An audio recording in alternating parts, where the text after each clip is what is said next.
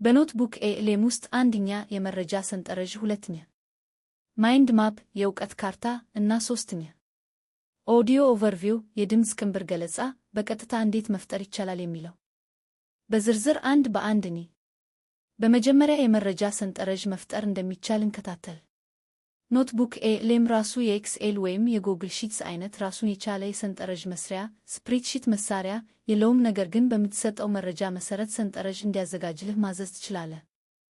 እንዴት እንደሚሰራ እመልከት። አንድ መጀመሪያ መረጃህን ካስገባህ በኋላ ታችኛው ክፍል ላይ ወደሚገኘው የውይይት ሳጥን ቻት ቦክስ ሂድ። 2 ለኖትቡክ ኤልኤም ግልጽ የሆነ ትዕዛዝ ፕሮምፕት ስጠው። 3 ለምሳሌ ከጫንኩልህ መረጃ ውስጥ ዋና ዋና ነጥቦችን በሰንጠረዥ ዳታ ቴብል መልክ አውጣና አሳየኝ ብለህ ጠይቀው። 4 ያየው መረጃውን አደራጅቶ በሚያምር የዳታ ታብል ፎርማት ያቀርብልሃል። ያንን ኮፒ አድርገህ መጠቀም ትችላለህ። አሁን አሰራሩን አንድ በአንድ እንከታተል።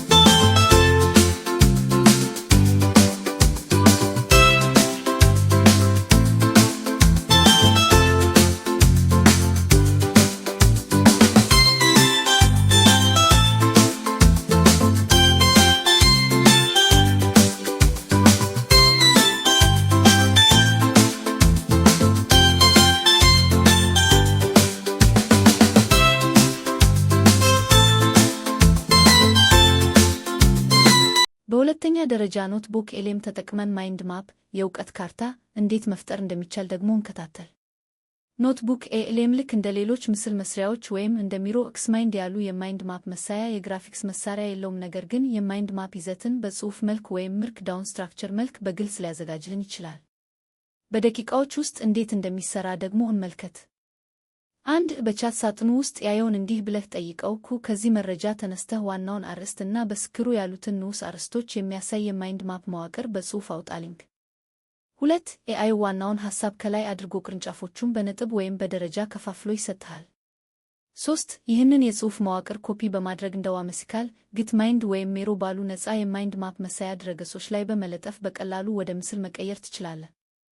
አሰራሩን አንድ በአንድ ተከታትለን በመጨረሻም በፒዲኤፍ መልክ ያስገባነው የመመረቂያ ቴሲስ ዲዘርቴሽን ሊሆን ይችላል ወይም የተለያዩ ጥናታዊ ጽሑፎችን ወደ ድምፅ ቀይሮ በውይይት መልክ አሳጥሮ ወደሚቀይርልን ኦዲዮ ኦቨርቪው እንገባለን። እስከመጨረሻው ተከታተሉ።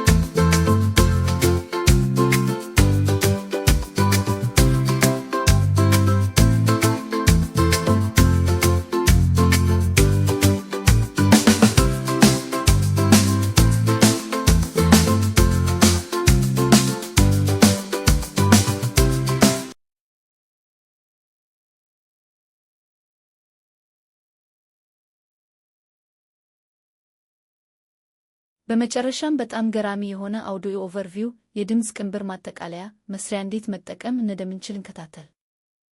So imagine this. A massive 50-pound box just falls right off a warehouse shelf and it lands, maybe an inch from a worker's foot. What usually happens? Oh, usually. Everyone just takes a huge collective breath. Right. Someone mutters, wow, we got really lucky today. They sweep up the mess and everyone just goes right back to work. Like nothing happened, no harm, no foul. Exactly.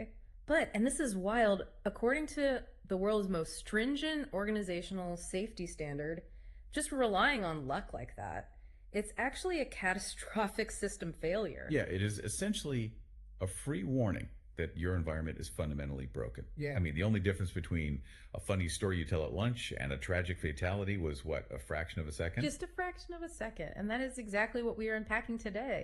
Welcome to the deep dive. Our mission today is